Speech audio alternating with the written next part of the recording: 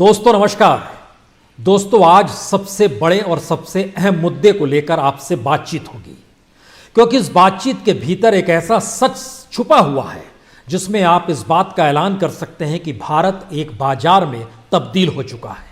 आप इस बात का भी ऐलान कर सकते हैं कि हो सकता है भारत के बाजार में कमाने के लिए आपके पास अफराद तरीके हों और आप शायद इतने रईस भी हों कि आप 5 सितारा जीवन घर बैठे जी सकते हो। आपकी छत पर हो सकता है चार्टर्ड प्लेन भी खड़ा हुआ हो और आप जब मन चाहे दुनिया की सैर करके इस घर में लौट सकते हो। लेकिन भारत को लेकर आज सबसे बड़ा सवाल यही खड़ा है कि भारत एक ऐसा दुनिया का देश है जहां सबसे ज़्यादा मौत वायु प्रदूषण की वजह से होती है, जहां सबसे ज़्यादा मौत पानी के प्रदूषण से होती है और जहां प्रकृति से खिलवाड़ इस रूप में किया जाता है कि प्रकृति से खिलवाड़ कर कर कितना कुछ कमा सकते हैं, बना सकते हैं।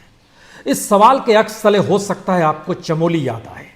चमोली इसलिए क्योंकि वहां पर जो कुछ हुआ वह इस देश के किसी भी हिस्से में हो सकता था, लेकिन ये जहां पर हुआ वहीं से 70 के दशक में पहली बार आवाज ये कहकर उठी थी, प्रकृति से खिलवाड़ मत कीजिए, यह हमको तहस नहस कर देगी। और संयोग से 70 के दशक में ही हमारे ठीक पीछे जो आपको एयरपोर्ट नजर आ रहा है, कुछ जहाज वहां पर खड़े हुए नजर भी आपको आ रहे होंगे, उन जहाज़ों को यहां पर खड़ा करने के लिए या इस एयरपोर्ट की परिकल्पना 70 के दशक में ही की गई थी। हम जहां पर हैं ये एरो सिटी का इलाका है। 70 के दशक में एरो सिटी नहीं थी, यहां पर जंगल थे, लेकिन आज की तारीख में यहां दर्जनों 5 सितारा होटल हैं, हर ब्रांड के होटल हैं। और आज यहाँ आपको पेड़ नज़र नहीं आएंगे, कंक्रीट की दीवार नज़र आएगी, शीशे नज़र आएंगे, जगह जगह पर प्राकृतिक फव्वारे नज़र आएंगे। ये प्राकृतिक फव्वारे खुद कंक्रीट के बीच से बनाए गए हैं, यानी सब चीज़ के लिए पैसा चाहिए। तो चाहे दिल्ली का सफ़र कीजिए और उसमें भी एरो सिटी आ जाइए, या फिर हम आपको अगर लिए चलें ये कहकर कि आपको हम उत्तराखंड की वादियों में ले चलते हैं, तो अब आपको डर वहाँ भी लगेगा। इसका मतलब क्या है? क्या इस देश के भीतर में किसी भी चीज़ को लेकर बैलेंस नहीं किया जाता है? इसका मतलब है कि दुनिया भर में जो ढिंढोरा पीटा जाता है कि भारत क्लाइमेट चेंज के उस मूवमेंट के साथ खड़ा हुआ है जिसको लेकर पेरिस समझौता हुआ है, तो हमें लगता है कि आज कुछ दस्तावेज सरकार के ही आपके सामने रखे जाएं और जिसके ज़रिए बता पाएं कि आखिर इस दौर में किस तरीके से प्रकृति से खिलवाड़ हुआ है। और ये खिलवाड़ कोई छोटा मोटा नहीं है, ये सिर्फ हाइड्रो प्रोजेक्ट को लेकर नहीं है, ये जगह जगह पर दीवारों को खड़ा करने के लिए, इमारतों को बनाने के लिए, वहाँ के पहाड़ों को ध्वस्त करने भर का नहीं है। इसके पीछे का सच तो यह है कि इस देश के भीतर में जो भी, चाहे वो टाइगर रिजर्व हो, चाहे वो नेशनल पार्क हो, उसके भीतर भी खिलवाड़ जमकर हुआ है। और हम आपको ज़्यादा दूर नहीं ले जाएंगे। इस दौर में हम आपके सामने कुछ प्रोजेक्ट्स के नाम रखेंगे जिसके बाद आप समझ पाएंगे कि खिलवाड़ का मतलब क्या होता है। एक दूसरा मतलब, जो प्रोजेक्ट आते हैं उन पे कितना खर्च होता है और उसके ज़रिए कितना कमा लिया जाता है।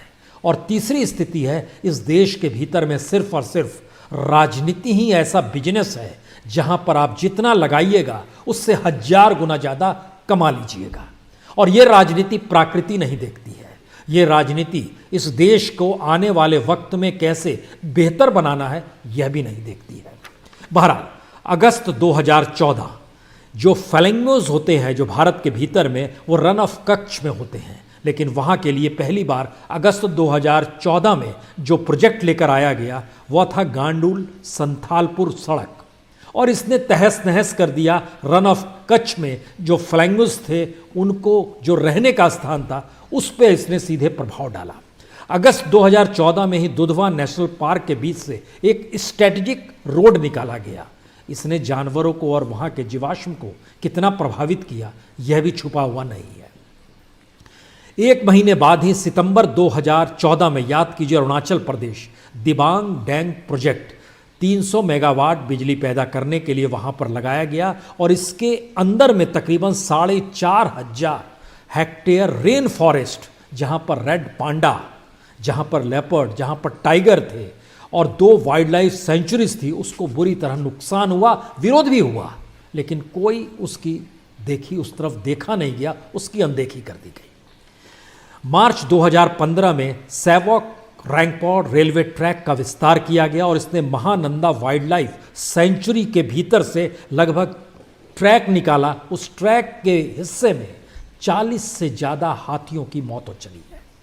ये ऐसे प्रोजेक्ट हैं जो दुनिया के किसी भी देश में आपको इस तरीके से निकलते हुए दिखाई नहीं देंगे। अगस्त 2015 में ही महाराष्ट्र और मध्य प्रदेश की सीमा पर पेंच कान्हा टाइगर रिजर्व है। इसमें लगभग 9 किलोमीटर की सड़क बनाई गई। जो हानि हुई वह किसी से छुपी नहीं है। महाराष्ट्र सरकार भी जानती है, मध्य प्रदेश की सरकार भी जानती है।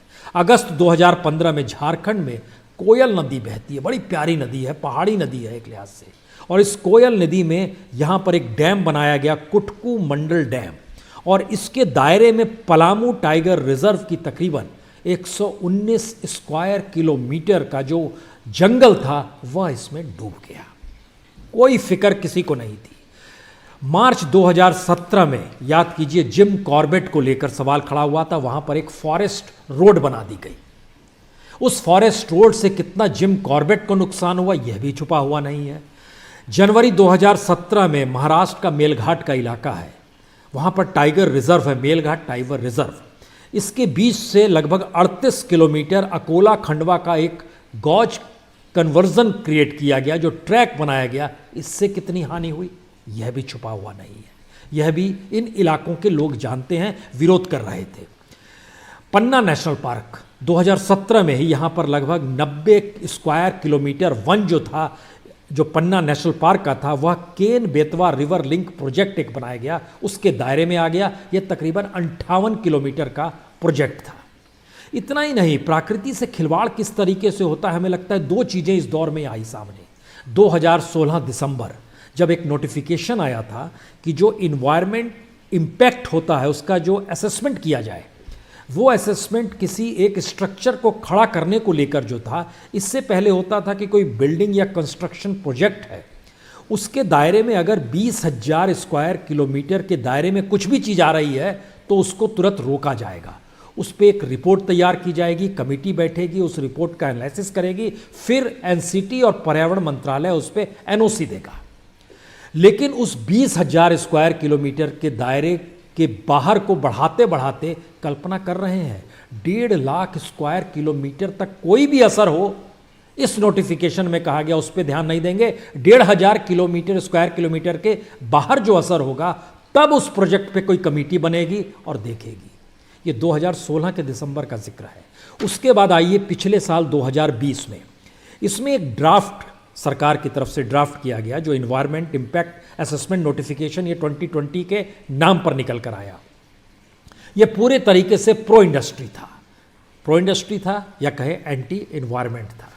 इस बात का जिक्र इसलिए क्योंकि इसके भीतर में बहुत साफ तौर पर कहा गया, कहीं पर अगर केमिकल खाद, केमिकल फर्टिलाइजर, कहीं पर अगर एसिड मैन्युफैक्चरिंग, कहीं पे अगर सड़क, हाईवे, इमारत, सिंचाई, ऐसा कोई भी प्रोजेक्ट है, उस पे किसी से कोई बातचीत करने की जरूरत नहीं है। उन इलाके के लोगों से भी कोई बातचीत करने की जरूरत नहीं है, जो कि पहले हुआ करती थी। शायद इसीलिए सवाल है कि प्रकृति से खिलवाड़ और दूसरी तरफ डेवलपमेंट के नाम पर कमाई। तो भारत खनिज संसाधनों से भरपूर है, भारत जंगलों से भरपूर है, लेकिन सारी चीज़ों को ख़त्म आप कैसे कर सकते हैं। लेकिन सवाल इतना नहीं है, इस देश के भीतर में विरोध भी खूब हुआ। और हम आपसे जब जिक्र करते हैं चमोली का, तो वहाँ पर रानी गांव का जिक्र इसलिए ज़रूरी है कि वहाँ पर चिपको आंदोलन चला था, और उसमें आपको जहन में नाम गौरा देवी का आएगा, जो इस दौर में लिया भी जा रहा है। लेकिन सुंदरलाल बहुगुणा भी थे।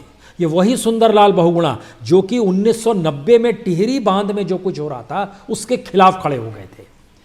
तो 1973 से 1990 तक, अब आप कल्पना कीजिए, इतने बरस तक कोई व्यक्ति प्रकृति की रक्षा के लिए संघर्ष कर रहा है और उसकी कोई बात नहीं मानी जाती, क्योंकि सरकार को कहीं हाइड्रो प्रोजेक्ट बनाना है, कहीं पर अपने अनुकूल चीज़ों को धार को मोड़ देना है। और जिस चमोली का हम जिक्र कर रहे हैं, जहाँ पर नदी बहती है, उसमें टरबाइन से पानी की धारा को तेज किया जाता है, जिसके ज़रिए वहाँ पर बिजली पैदा की जा सके।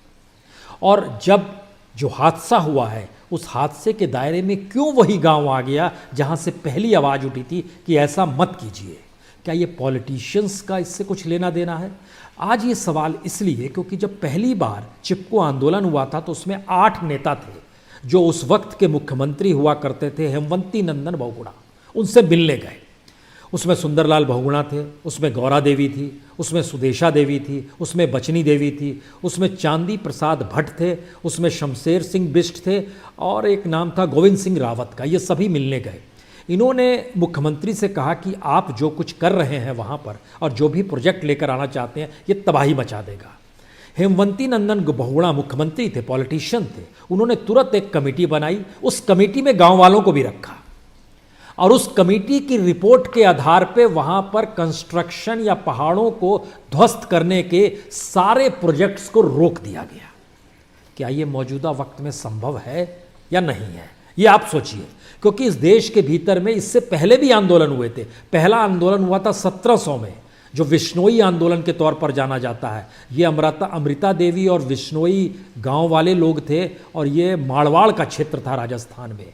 यहाँ पर पेड़ काटने के खिलाफ जो राजा जो इन पेड़ों को कटा रहा था, अपने सैनिकों को भेजकर उन पेड़ों की कटाई रोकने का प्रयास गांव वालों ने शुरू किया। गांव वाले शहीद भी हो गए थे। 363 गांव वालों की मौत 1700 में हुई थी। लेकिन उसके बाद लगभग 100 बरस तक वहाँ पर कोई प्रोजेक्ट नहीं आया। मौजूदा वक्त में मारवाड़ के इलाके में आपको कई प्रोजेक्ट मिल जाएंगे, इवन सीमेंट की फैक्ट्री भी मिल जाएगी।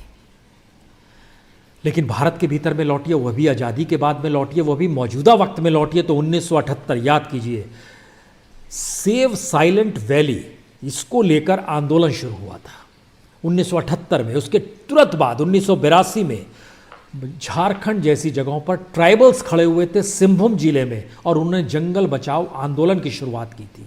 1983 में चिपको आंदोलन की तरह से आपिको आंदोलन कर्नाटक में शुरू हुआ था, जो खास तौर से उत्तर कन्नड़ा का इलाका और शिमोगा का इलाका है, यहाँ पर शुरू हुआ था। इन बातों का जिक्र इसलिए कर रहे हैं कि आंदोलन हुए हैं, लेकिन आज की तारीख में उन आंदोलनों के बाद की परिस्थिति सभी ध्वस्त हो गई है। 1985 में नर्मदा बचाओ आंदोलन कोई कैसे भूल सकता है। मेधा पाटकर की पहचान उसी की रही, बाबा आमटे उससे जुड़े। बड़े बांधों के खिलाफ ये पूरा आंदोलन था, लेकिन बड़े बांध बनते चले गए।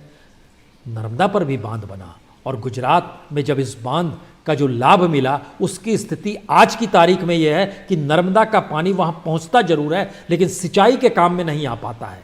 पिछले सीजन में उस बांध में पानी ही नहीं था।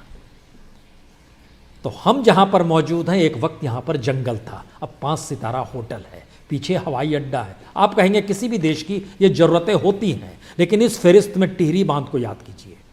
टिहरी बांध में गांव के गांव खाली कराए गए थे और उस वक्त भी सुंदरलाल बहुगुणा चिपको आंदोलन का जिक्र करते हुए जिक्र यहां पर कर रहे थे 1990 में।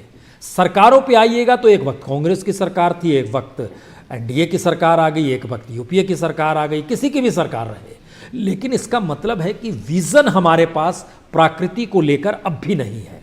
और जब हम जो नोटिफिकेशन का जिक्र कर रहे थे, इसमें एक बात और जहन में लानी चाहिए कि जो विकसित देश हैं, उन विकसित देशों के भीतर में राजनीतिक सत्ता ने प्रकृति से जब खिलवाड़ करना शुरू किया तो कुछ अच्छे पॉलिटिशियंस आए। मसलन अमेरिका का ही हम लोग जिक्र करते हैं।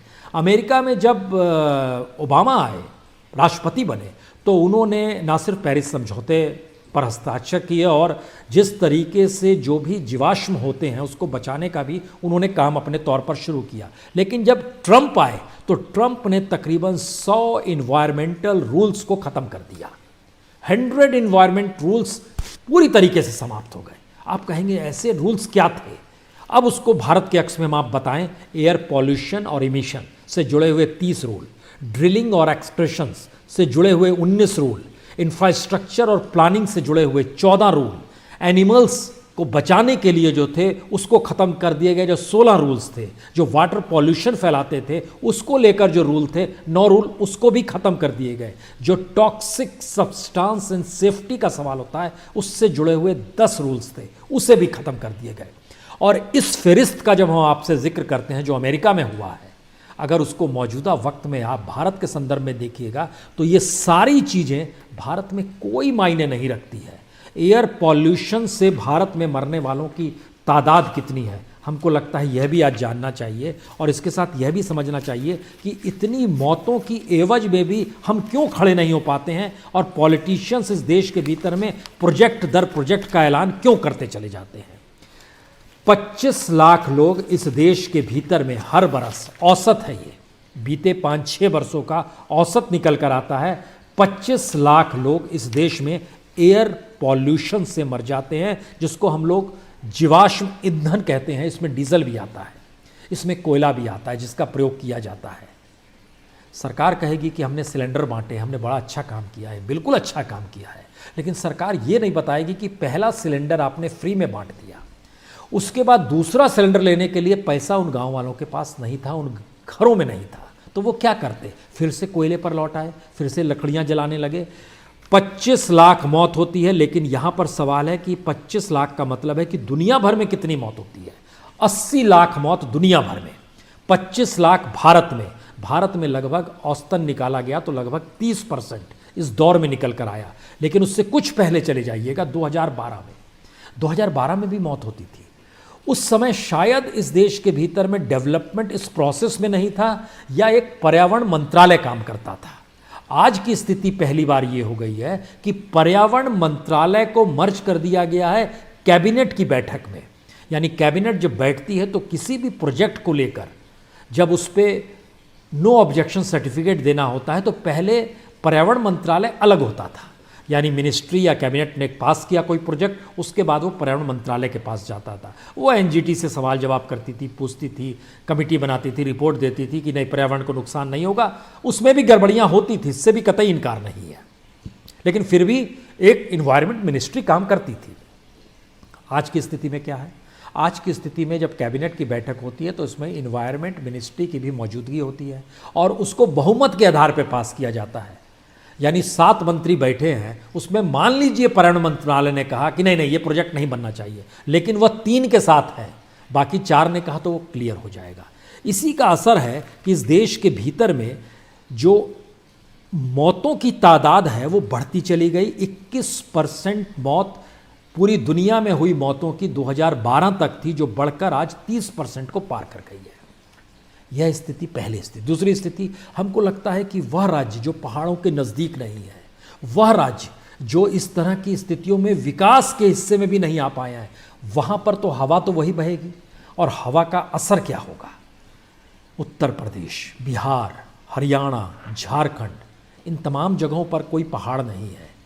यहाँ पर प्रकृति से खिलवाड़ आप क्या करेंगे? हवा के ज़रिए जो बीमारियाँ होती है उससे सबसे ज़्यादा मौत भारत में और कहीं नहीं उत्तर प्रदेश में होती है। 4,71,546 मौत सिर्फ वायु प्रदूषण से हुई। उसके बाद बिहार का नंबर आता है जहां 2,88,821 मौत वायु प्रदूषण से हुई। उसके बाद हरियाणा आता है, यह भी पहाड़ से दूर है, 1,03,045 मौत वायु प्रदूषण से हुई। झारखंड, यह भी जंगल का इलाका है, यहाँ भी आंदोलन चला है जिसका हम जिक्र कर रहे थे। सिंहभूम के इलाके में साल के वृक्ष और टीक के वृक्ष को बचाने का आंदोलन था जो आदिवासियों ने छेड़ा था 80 के दशक में, लेकिन वहाँ पर भी वायु प्रदूषण से मौत लगभग 96,574 होती है। और जिस उत्तराखंड का हम जिक्र कर रहे हैं वहाँ पर इतनी शानदार हवा है, इतना शानदार प्रकृति है कि वहाँ पर 16,522, यानी तुलना कीजिए, उत्तर प्रदेश में 4 लाख से ज़्यादा, बिहार में 2 लाख से ज़्यादा, हरियाणा में 1 लाख से ज़्यादा, उत्तराखंड में 16,552। यह एक साल का एवरेज है मौत का जो वायु प्रदूषण से होता है। लेकिन वहाँ पेड़ कटेंगे, वायु प्रदूषण वहाँ भी शुरू होगा, स्थिति वहाँ पर भी बिगड़ेगी। तो फिर क्या होगा? होगा कुछ नहीं, कंक्रीट खड़े होते चले जाएंगे। और जिस तरीके से ऋषि तपोवन हाइड्रो प्रोजेक्ट जो नज़र में आया, जो बह गया है, वह एक छोटी सी सच्चाई है। इस देश के भीतर की सच्चाई जब आंदोलनों को लेकर लोग समझ नहीं पाए, तब हमें लगता है कि इस देश के भीतर में गंगा जहाँ जहाँ से बहती है, पार्लियामेंट के भीतर में कौन आवाज़ उठाएगा? जो गंगा के नज़दीक होगा। गंगा के नज़दीक में इस देश के भीतर में सिर्फ 11 सांसद आते हैं। हिमाचल प्रदेश, उत्तराखंड, जम्मू कश्मीर, असम, त्रिपुरा, मणिपुर, मिजोरम, मेघालय, सिक्किम, अरुणाचल, वेस्ट बंगाल, ये सारे राज्यों को ले लीजिए जो एक लिहाज से प्रकृति से सटे हुए हैं, जहाँ पर सबसे ज़्यादा पहाड़ों के नीचे विस्फोट लगाया जा रहा है, अलग अलग प्रोजेक्ट्स लाए जा रहे हैं। इन तमाम प्रोजेक्ट्सों की कीमत जो है तकरीबन 50 लाख करोड़ से ज़्यादा की है, और इससे जो नुकसान होगा और जितनी मौतें हो रही हैं और आने वाले वक्त में जो प्रकृति अपना रंग भी दिखाएगी और प्रदूषण मौत को भी लील ले रहा है, उससे कैसे आप पैसे से तुलना कर सकते हैं, या उससे कौन सा मुनाफा होगा, यह भी एक सवाल है। क्योंकि भारत के भीतर का सच एक और समझना यहाँ पर चाहिए कि भारत में क्या वैज्ञानिकों की कमी है, आंदोलनकारी भी हैं और अपने तौर पर चीज़ों को समझाते भी हैं, फिर क्या मुश्किल है? मुश्किल यह है कि भारत के भीतर में कोई भी रिसर्च स्कॉलर टिक नहीं पाता है। अभी 2020 का एक डाटा हमारे पास है, जो मोस्ट इन्फ्लुएंशियल रिसर्चर्स दुनिया भर के 4060 देशों के रिसर्चर, उसमें भारत के रिसर्चर कितने हैं? सिर्फ 10। कल्पना कर पा रहे हैं? सिर्फ 10 रिसर्चर। उसमें एक जेएनयू का है, एक आईआईटी कानपुर का है, एक एनआईटी भोपाल का है, एक आईआईटी मद्रास के हैं, एक institute of life science Bhubaneswar के हैं, एक भारत त्रिभर यूनिवर्सिटी है कोई कोयम्बटूर में उसके हैं, और एक शानदार व्यक्ति है जो हैदराबाद के हैं। ये हैं इंटरनेशनल क्रॉप रिसर्च इंस्टीट्यूट, यानी जिस एग्रीकल्चर को लेकर हमारे देश को लेकर दुनिया भर में बहस हो रही है, और हम लोग इस बात को कहते हैं कि अब तो हम लोग सॉइल टेस्ट की दिशा में जा रहे हैं। समूची दुनिया में लगभग 1200 रिसर्च स्कॉलर जो क्रॉप के फील्ड से जुड़े हुए हैं, उसमें भारत का एक है। आप कहेंगे भारत की तुलना किससे की जाए? हमें लगता है चाइना से कर लीजिए, क्योंकि 15 साल पहले यानी 2004-5 में भारत और चीन के स्कॉलर्स एक बराबर होते थे अंतर्राष्ट्रीय तौर पर। आज चीन आगे निकल गया। साइंस के फील्ड में चीन का योगदान 15% है, तो भारत का योगदान 3 से 4% है। दुनिया में सबसे ज़्यादा स्कॉलर अमेरिका के हैं, उनकी संख्या लगभग 2639 है। उसके बाद यूनाइटेड किंगडम यानी ब्रिटेन 546 है। उसके बाद चीन 482। किसी यूनिवर्सिटी का नाम लीजिएगा तो हार्वर्ड यूनिवर्सिटी 186। हार्वर्ड यूनिवर्सिटी में एक रिसर्च स्कॉलर पे जितना खर्च यूनिवर्सिटी करती है, संयोग से भारत की सेंट्रल यूनिवर्सिटी में, आप किसी भी यूनिवर्सिटी का नाम ले लीजिए, आप जेएनयू का नाम ले सकते हैं, आप डीयू का नाम ले सकते हैं, जो भी सेंट्रल यूनिवर्सिटी, जो लगभग इस देश में 50 सेंट्रल यूनिवर्सिटी है, उस 50 सेंट्रल यूनिवर्सिटी के भीतर में रिसर्च का जो बजट है वह हार्वर्ड यूनिवर्सिटी जैसी जगह में एक शख्स पर खर्च किया जाता है। क्या तुलना करेंगे? पैसा ही कमाना है तो पैसा रिसर्च पे लगाया जाए, पैसा ही कमाना है तो उसकी उपयोगिता देश को सुदृढ़ बनाने की दिशा में जाया जाए। लेकिन नहीं, हम पैसा कमाएंगे और खजाना भरते चले जाएंगे। क्या ये स्थिति आ गई है? क्योंकि खजाना जैसे ही भरने की बात होती है, हमें लगता है यहाँ पर एक जिक्र और करना चाहिए, आखिरी जिक्र चुनाव का करना चाहिए। चुनाव में कितना पैसा खर्च होता है? आप कल्पना कर रहे हैं, जो डाटा, अगर हम आपको डाटा अपने तौर पर इलेक्शन कमीशन का ही दे दें, इलेक्शन कमीशन का डाटा कहता है कि हम 21वीं सदी के ठीक पहले से आपको जानकारी देते हैं। 98 का इलेक्शन, 98 के इलेक्शन में 9000 करोड़ रुपए खर्च हुए थे, सारे खर्च मिलाकर जो इलेक्शन कमीशन का डाटा आया। उसके बाद 1999 का चुनाव था, तुरंत याद कीजिए 11 महीने वाजपेयी जी की सरकार थी, फिर करगिल, और फिर उसके बाद फिर से चुनाव हो गए, उसमें 10,000 करोड़ रुपया खर्च आया था। 2004 21वीं सदी का पहला चुनाव, इसमें 14,000 करोड़ रुपए खर्च आए थे। 2009 इसमें 20,000 करोड़ रुपए खर्च आए थे। रफ्तार देखिए कैसे बढ़ रही है। 2014 इसमें 30,000 करोड़ रुपए खर्च आए थे, यानी 20,000 से सीधे 10,000 करोड़ रुपए बढ़ गया 2014 में, जिसमें नरेंद्र मोदी प्राइम मिनिस्टर बने। 2019 60,000 करोड़ रुपए खर्च हुए। कल्पना कर पा रहे हैं? सीधे डबल हो गया 2014 की तुलना में 2019। और इसमें बीजेपी का खर्चा जो ऑफिशियली निकल कर आया वो 28,000 करोड़ का है। कांग्रेस का खर्चा कमोवेश 7,500 करोड़ का है। कांग्रेस का खर्चा इसलिए जरूरी है क्योंकि एक सवाल बार बार रहना चाहिए कि जब कांग्रेस सत्ता में थी तब क्या खर्चा था। जैसे हम लोग टारगेट लेते हैं 2009 का, 2009 में जो 20,000 करोड़ रुपए जो चुनाव पर खर्च हुए थे, उसमें बीजेपी ने भी 7,000 करोड़ खर्च किए, कांग्रेस ने भी 7,000 करोड़ खर्च किए, 6,000 अदर्स ने खर्च किए। ये डाटा है, बड़ा सीधा है। इसका मतलब है चुनाव कॉस्टली हो रहा है, पॉलिटिक्स कॉस्टली हो रही है। उस पैसे को चाहिए कहीं से, कहाँ से मिलेगा पैसा? क्या एरो सिटी में एक होटल बना दिया जाए, उससे कमाई हो जाएगी? क्या एक हाइड्रो प्रोजेक्ट का लाइसेंस हमको मिल जाए कहीं पर, हम उससे कमाई कर लेंगे? हम कैसे कमाई कर लेंगे और उस कमाई को पॉलिटिक्स में कैसे इन्वॉल्व करके चीज़ों को आगे बढ़ाएंगे? यह भी एक सवाल इसलिए बड़ा महत्वपूर्ण हो चला है क्योंकि बजट में ही जिन 4 सड़कों का जिक्र हुआ है वो सभी चुनावी राज्य हैं। तमिलनाडु में बनाएंगे लगभग 3,500 किलोमीटर की रोड, 1 लाख करोड़ रुपया उस पर खर्च होगा। केरल में बनाएंगे 1,500 करोड़ किलोमीटर की सड़क, उसमें लगभग 65,000 करोड़ का बजट रखा गया। पश्चिम बंगाल में बनाएंगे 675 किलोमीटर की सड़क, उसमें लगभग 95,000 करोड़ रुपए खर्च होंगे। असम में बनाएंगे 1300 किलोमीटर, उस पर लगभग 3,400 करोड़ रुपए खर्च होंगे। यहाँ पर एक सवाल कोई भी पूछ सकता है कि दरअसल ये सड़क कहाँ बनाएंगे? हम इसके लिए आपको एक दूसरा उदाहरण देते हैं। दिल्ली से मुंबई तक जो इंडस्ट्रियल कॉरिडोर बन रहा है, इसके भीतर में 2 वाइल्ड लाइफ सेंचुरी आ रही है। इसके दायरे में 2,548 गांव आ रहे हैं। सड़कें तो गांव को रौंदते हुए बनेगी। उन गांव के लोगों को कुछ मुआवजा दे दिया जाएगा, उस मुआवजे को लेकर कुछ दिन गांव वाले बड़े खुश हो जाएंगे। उसके बाद उस पैसे का क्या करेंगे? महंगाई रेट ज़्यादा है, बैंक में इंटरेस्ट रेट कम है, अब आप क्या करोगे? ऐसी स्थिति इस देश के भीतर में अगर आ गई और सिर्फ कमाई की दिशा में ही जाना है, तो हमको लगता है आखिरी सवाल इस देश की जिसको भी जरा भी चिंता है तो उसको एक बार यूनाइटेड नेशन की एक रिपोर्ट आई है, कितने डैम हमारे पुराने हो गए हैं और ये डैम अगर टूटेंगे और ख़त्म होंगे तो फिर तहस नहस की परिस्थिति आ जाएगी। भारत के भीतर में 64 डैम ऐसे हैं जिनकी उम्र 120 बरस पार कर गई है और दुनिया में डैम को लेकर ये माना जाता है कि 50 पहली रेखा होती है, दूसरी 75 साल होती है और तीसरी 100 ईयर्स होती है। 100 ईयर्स के बाद स्थिति बिगड़ जाती है, जिसमें एक डैम का जिक्र यूनाइटेड नेशन ने भी किया है। यह केरल का डैम है, मुला पेरियार डैम। ये 100 बरस पुराना डैम है और ये तबाह होगा तो इसके दायरे में 35 लाख लोग आ जाएंगे।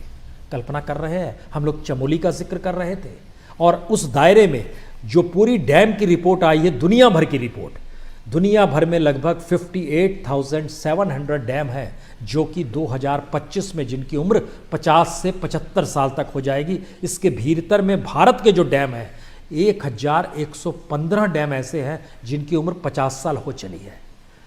इस पे पैसा खर्च करेंगे या नहीं करेंगे, या इनका इंतजार करेंगे कोई डैम ढहेगा आने वाले वक्त में? क्योंकि हमारे यहाँ जो इंफ्रास्ट्रक्चर का प्रोजेक्ट है उसमें पुराने इंफ्रास्ट्रक्चर को ठीक करने का बजट जो है वह सिर्फ 2% है और नए प्रोजेक्ट को डेवलप करने का बजट 98% है। नए बजट से पैसे की कमाई होती है, पुराने प्रोजेक्ट को लेकर जब आप ठीक करने जाते हैं तो उसमें पैसे की कमाई उतनी नहीं हो पाती है। यह एक अनूठा सच है। तो एक बार फिर देखिए, एरो सिटी 1970 के दशक में जंगल हुआ करता था, आज यहाँ इमारतें खड़ी है, पीछे एयरपोर्ट आपको नज़र आ रहा है। चमोली गांव अपने तौर पर जीवित था, वहाँ पर लोग जंगलों में रात नहीं बिताते थे, लेकिन बीते 48 घंटे से चमोली के रेणु गांव जो है वहाँ के लोग जंगल में इसलिए रह रहे हैं कि फिर से कोई आपदा अचानक ना आ जाए तो फिर घर में रहेंगे तो ख़त्म हो जाएंगे, तो जंगल में रहेंगे तो कुछ को उठाएंगे भी, बचाएंगे भी और ख़ुद भी बच पाएंगे। इस स्थिति में आकर भारत का इंफ्रास्ट्रक्चर डेवलपमेंट और डेवलपमेंट मनी खड़ी है। सोचिए ज़रूर। बहुत बहुत शुक्रिया।